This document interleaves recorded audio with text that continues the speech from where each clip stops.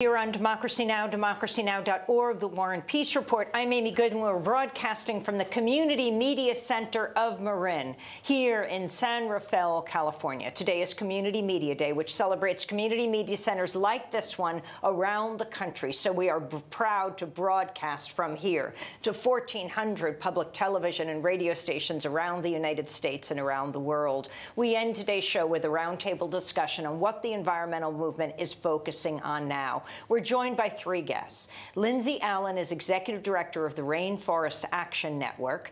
Dallas Goldtooth is an organizer with the Indigenous Environmental Network. And May Boovy is Executive Director of 350 Action, the political arm of the climate organization 350.org. We welcome you all to Democracy Now! May, I want to begin with you because your family's from Sonoma. Talk about how you've been affected and what 350.org is doing right now. Well, thank you, Amy, and it's really nice to be here with this group this morning. And Sonoma is the place I love most in the world, and I honestly didn't think this kind of thing was ever going to happen there. And I think about climate disasters a lot, but I'm very happy that my family is safe. But they and a lot of other people in Sonoma, Santa Rosa, and Napa have joined the growing community of people around the world who are living through the worst impacts of climate change. And we knew this would happen. We saw this coming, but our political system has been far too slow to respond. And again, I'm just very grateful that my family is okay, but my heart really goes out to this place and this people who shaped who I am. And so what is 350.org doing about climate change? What is the message? You just sent out an email a day or two ago, an urgent plea and demand. Well, the good news is we know how to stop this problem, and we've known it for a long time. That this thing that's standing in the way of action on climate change isn't that we don't know what the solution is. We actually do know what the solution is, and we know exactly who's standing in the way, which is the fossil fuel sector. But community groups on the ground all over the world have been effective at stopping coal projects, at stopping pipelines, at getting their communities to go 100% renewable energy. And we just need more of it. And that's what we're focused on across our global network. And we believe that this is what we need to do. We just have to do it quickly because the impacts are happening in a cascade of speed. Lindsay Allen, you just celebrated another year of Rainforest Action Network. Talk about what your group is doing, how it started, and what it's focused on now, Rainforest Action Network. Yes. We started 30 years ago looking at how we could ensure that consumers were having less of a negative impact on rainforests, even if they were removed and they weren't directly located there. So we found that that Burger King was leading to deforestation in the Amazon rainforest. People started showing up and protesting Burger King. Why Burger King? Burger King was one of the companies, when we followed the money, when we followed the products, we knew that beef from the Amazon rainforest was going into hamburgers. And so people started protesting outside of Burger King. And so because the cattle in the rainforest. Exactly. The cattle in the rainforest, in order to have areas to graze, they were clearing and burning rainforests. And the Amazon, as we know, it's the lungs of the earth. So there's no reason to do that. That created our model where we really challenged the role that companies are having on environment, on communities. And now what we're really looking at is drawing the connection. We work at this intersection between human rights, climate change, and deforestation, because it's all connected. We know that deforestation leads to climate change. We know that forests can help us buffer against increased emissions that are coming from the burning of fossil fuels. And we also know that the burning and clearing of forests makes climate change worse. So we continue to follow the money. We have found that big banks are willing to finance 6 degrees of climate change. And we need them to be on a 1.5 degree trajectory for the world. So what we're seeing is all around the world, people are going to banks and saying this is unacceptable. Just for the past couple years, we've been working with Friends of the Earth France and with a local group in the Gulf called Save the Rio Grande Valley from LNG. And they're working to stop the more than 60 liquefied natural gas export terminals that would allow fracked gas to make its way out of the U.S. into global markets, to make climate change worse, to make community health worse where fracking is happening. when we partnered with them, we said, who are the banks that are financing these massive projects? And we found that one of them was the largest bank in France, BNP Paribas.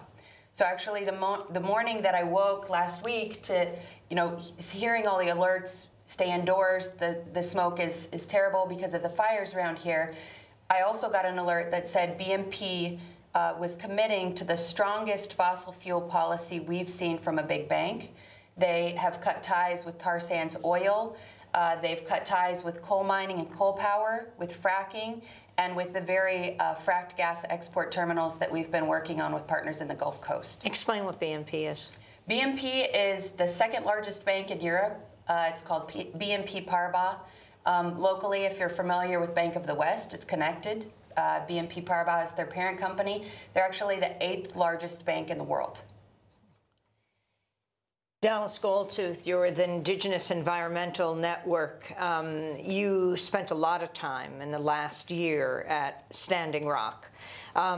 As this year, at this moment, we are seeing the largest number of hurricanes ever in recorded history in this country. I think the number is up to 10. The last one named was Ophelia, which hurtled the furthest east in the Atlantic than we'd ever seen and hit Ireland. You were participating in the protests a year ago, warning about the catastrophic effects of climate change. You were participating in those protests at Standing Rock, North Dakota, where Indigenous people and their non-Native allies are continuing to go to court for their protests. It's absurd that we're facing this time of extreme climate chaos. You have fires, you have the hurricanes, you have flooding all across this world, and yet mainstream society, mainstream news is not making a connection between these extreme events and climate change. I think for those of us and many of the communities that the Indigenous Environmental Network works with who are in the front lines of these fights realize the extreme dangers of climate change because it's literally threatening the lives of a lot of Indigenous people, forest-dependent peoples, ocean-dependent peoples.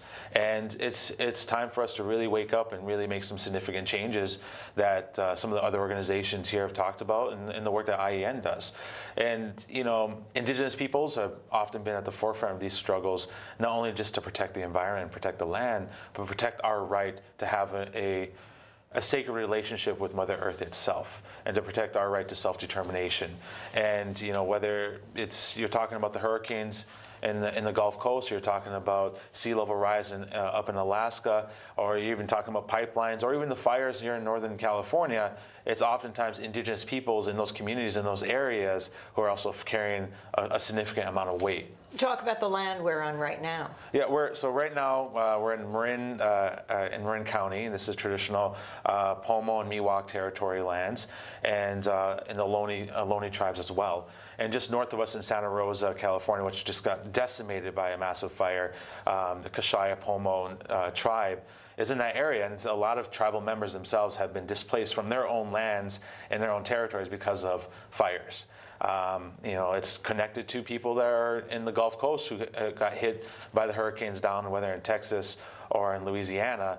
Feeling those same emotions and that same the loss, and really saying this has to stop, but we don't know how to do it. And I think that's where the organizations that we work with and the communities that I work with are really raising the alarms about climate change are essential. And I think that it goes without saying that oftentimes it's Indigenous peoples and communities of color that carry the brunt of a lot of this climate chaos in a very unfair way. When Hurricane Harvey had devastated Houston, this was September 6th, and Irma was hurtling toward the United States, already devastating parts of the Caribbean. President Trump went to Mandan, North Dakota, to give a speech. He stood in front of an oil refinery. He was down the road where hundreds of Indigenous people had been jailed at the Mandan jail and gone through the Mandan courthouse. And he talked about, he basically boasted about pulling the U.S. out of the climate accord. And he talked about how proud he was that they green-lighted the Dakota Access Pipeline and the Keystone XL pipeline. Where do the Indigenous people who are going to court today stand in Mandan? Well, what we saw in Standing Rock was the largest mobilization of Indigenous resistance in living memory for a lot of our communities in North America. And we became at some point the camps, the Chetishakgoing camps and the Sacred Stone camps. At one point, we're the 6th largest city in North Dakota, and that's amazing to see the allyship and the people that came. And to this date, there have been over 700 arrests, including I know that you are also part of the arrest as well. Yeah, a year ago this week, the charges were dropped as the Democracy Now! Team went there on Labor Day to cover the protest, and I was arrested for our team filming. And I think that what we're seeing right now is just yesterday there was a really absurd conviction that happened where actually they had to pull, there's so many cases happening right in North Dakota that they're actually pulling judges out of retirement to handle some of the caseload. And one of the judges just yesterday convicted 2 of our water protectors to some time in jail, even though the prosecutors asked for them not to be convicted.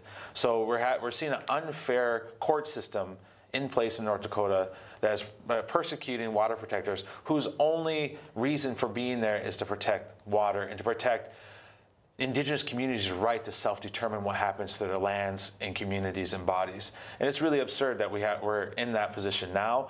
And it makes sense because it's kind of this trickle down. If you have a tyrant in the White House who is blind and who is willingly blind to the effects of climate change and the effects of the fossil fuel industry has on the land, it's going to trickle down. You're all involved in these bank protests, and I'm wondering, May, very quickly in this last seconds we have left, where you're focusing now.